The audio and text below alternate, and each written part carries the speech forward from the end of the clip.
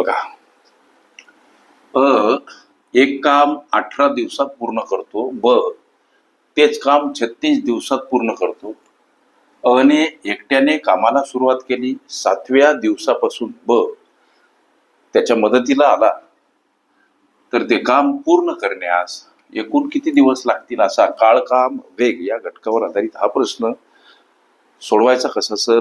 अशा पद्धतीच्या अनेक संभाव्य प्रश्नांचा सराव करायचा असेल, खरंच तुम्ही कुठली स्पर्धा परीक्षा देत असाल लेकरांनो, चॅनल अवश्य सबस्क्राईब करा तुमच्या हितासाठी, किंवा माझ्या कॉम्पिटिटिव्ह एक्झाम ग्रुपमध्ये अवश्य सहभागी व्हा. तिथं तुम्हाला दररोज असंख्य अनलिमिटेड प्रश्न नित्य सराव म्हणून अभ्यासता येतील. तुमच्या हिताची गोष्ट, एक कॉमेंट करा, सर मला प्रश्न हवेत, आणि मोफत मिळवा. स्पर्धा परीक्षेमध्ये विचारल्या जाणाऱ्या प्रत्येक घटकावरील हजारो प्रश्न सरावासाठी तुम्हाला कुठल्याही पुस्तकाची अजिबात गरज पडणार नाही.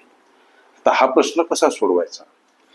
इथं हा एक काम, गणित म्हणते 18 दिवसात, तर तेच काम 36 दिवसात पूर्ण करतो. आम्ही लसावीचा जर अवलंब केला, उत्तराप्रत पावलं टाकायचे ठरवलं, तर प्रश्न लेंदी तर ठरतो, परंतु उत्तराप्रत योग्य पद्धतीनं पावलं पडत नाही. मग इथं हा काम किती दिवसात करतो? एक काम 18 दिवसात करतो सर. आणि हा तेच काम 36 दिवसात करतो. लक्ष द्या, हे 18 आणि 36 काय? ची कार्यक्षमता 18 दिवस, ची कार्यक्षमता 36 दिवस. ते काम 18 दिवसात, तर ते काम 36 दिवसात पूर्ण करतो. एक प्रश्न आम्ही इथं मनाशी असा विचारला पाहिजे की आणि यांचं प्रतिदिन काम काय बाबा? प्रतिदिन कार्य म्हणा किंवा काम म्हणा, लक्ष द्या काय बाबा, हा एक प्रश्न आम्ही मनाशी विचारला पाहिजे. तेव्हा एका दिवसाचं काम येते 1/18 आणि एका दिवसाचं काम येते 1/36. हे अंशस्थानी एक का घेतले, हा प्रश्न तुमच्या मनामध्ये निर्माण झाला. उदाहरणार्थ साठी ते काम 18 दिवसात पूर्ण करतो. उदाहरणार्थ या साठी त्या कामाचे जर 18 भाग ठरले, तर एका दिवशी एक भाग, याप्रमाणे ते काम पूर्ण करणार. एका दिवशी एक भाग म्हणून अंशस्थानी एक. ते काम 36 दिवसात पूर्ण करतो. या साठी उदाहरणार्थ त्या कामाचे जर 36 भाग ठरतात, तर हा प्रतिदिन एक भाग याप्रमाणे काम करणार, म्हणून अंशस्थानी एक. हे जर तुम्हाला कळालं असेल, तर आता दोघांचं इथं मांडतो वाटल्यास, दोघांचं एका दिवसाचं काम किती बाबा? हा एक प्रश्न आम्ही मनाशी विचारला पाहिजे. एका दिवसाचं दोघांचं काम किती? एका दिवसामध्ये 1/18 एवढं काम करतो, एका दिवसामध्ये 1/36 एवढं काम करतो. म्हणजे या दोन अपूर्णांकाची इथं आम्हाला बेरीज करणं कर्मप्राप्त. लक्ष द्या, इथं 18, इथं 36. आता दोन अपूर्णांकाची विषम असताना बेरीज करायची कशी? तर इथं हा 18/36 आम्ही करू शकतो, जर आम्ही या 18ला 2 जेव्हा आम्ही गुणू. मात्र छेदाला ज्या संख्येनं गुणलं त्याच संख्येनं अंशाला ही गुणा. हा गणितीय नियम, गुणधर्म काही असतात ते आम्ही पक्के पाठ केले पाहिजे. म्हणजे 2 आणि 18 दोन्ही 36, इथं 1/36. आता हा छेद समान झाला, ॲज इक्वल झाला.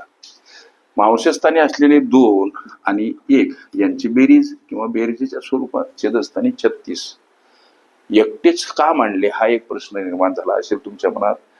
याचा अर्थ या 2चाही छेद 36, 1चाही छेद 36. हे 36 कॉमन घेतले आपण दोघांसाठी.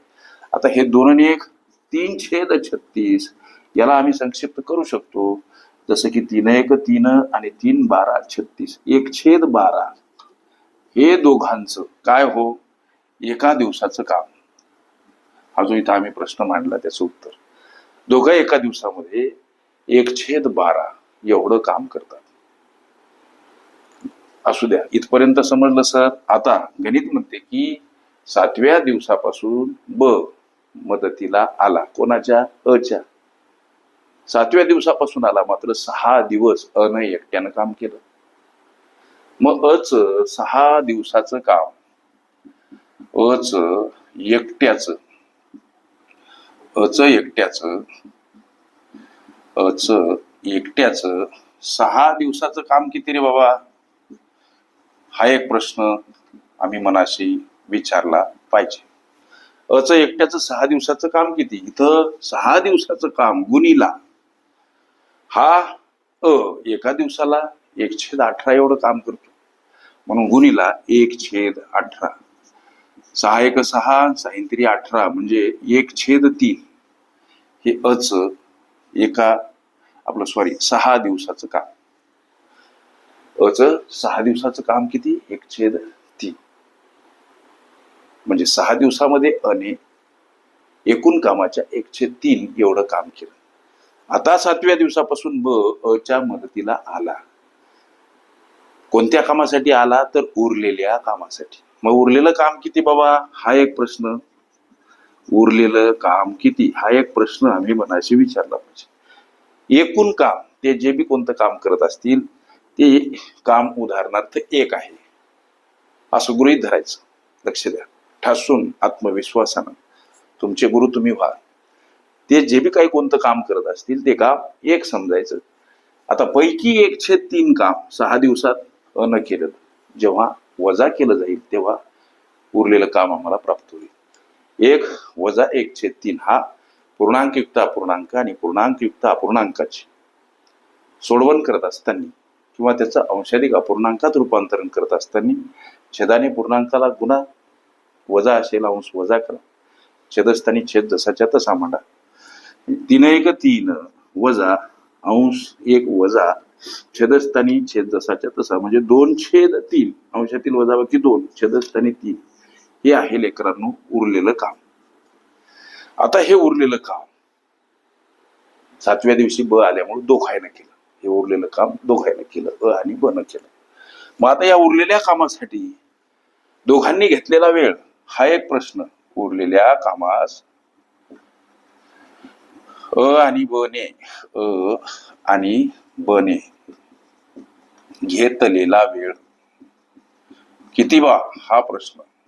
उरलेलं काम इथं मांडा 2/3 आणि दोघं एका दिवसामध्ये करत असलेलं काम 1/12. छेदस्थानी मांडायला विसरू नका. हा लेकरांनो आहे संयुक्त अपूर्णांक आणि संयुक्त अपूर्णांकाची सोडवण करत असताना संयुक्त अपूर्णांकाच्या छेदातील छेद हा अंशामध्ये मांडा. गणितीय गुणधर्म असतात प्रत्येक गणिताला काही, ते आम्ही पक्के लक्षात ठेवले पाहिजे. म्हणजे या 12ची रवानगी 2/3 कडे तुमच्या लक्षात येत असावं. 2/3 सोबत गुणीला 12 घ्या. आता छेदस्थानी मात्र 1 उरला, तो मांडा, नका मांडू. 3 चूक 12, 4 हा भाग गेला.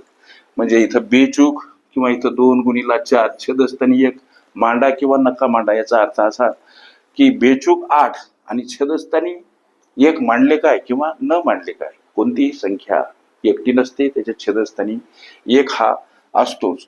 म्हणजे हे 8 दिवस लेकरांनो लक्षात घ्या. म्हणजे उरलेल्या कामास आणि बने घेतलेला वेळ किती आहे? 8 दिवस. आता तुमच्या प्रश्नाच्या उत्तराकडे जात असताना तो कोपऱ्यात उत्तर मांडतो की मुख्य प्रश्न विचारला काय की ते काम पूर्ण करण्यास एकूण किती दिवस लागतील. आता दोघांनी म्हणजे उरलेल्या कामास लागलेला वेळ 8 दिवस सर, आणि 6 दिवसाचं एकट्या अच काम किती आहे? 6 दिवस. याची जर बेरीज केली लेकरांनो, लक्ष द्या, तर 8 आणि 6 14 दिवस हे तुमच्या प्रश्नाचं उत्तर सापडते. अशा पद्धतीच्या अनेक संभाव्य प्रश्नांचा सराव करायचा असेल अवश्य चॅनल सबस्क्राईब करा. सरावासाठी कॉम्पिटिटिव्ह एक्झाम ग्रुपमध्ये अवश्य सहभागी व्हा. तिथं तुम्हाला दररोज असंख्य अनलिमिटेड प्रश्न नित्य अभ्यासता येतील. हिताची गोष्ट एक, कॉमेंट करा सर मला प्रश्न हवेत, आणि मोफत मिळवा. स्पर्धा परीक्षेमध्ये विचारल्या जाणाऱ्या प्रत्येक घटकावरील हजारो प्रश्न सरावासाठी तुम्हाला अजिबात कुठल्याच पुस्तकाची गरज पडणार नाही. ओके.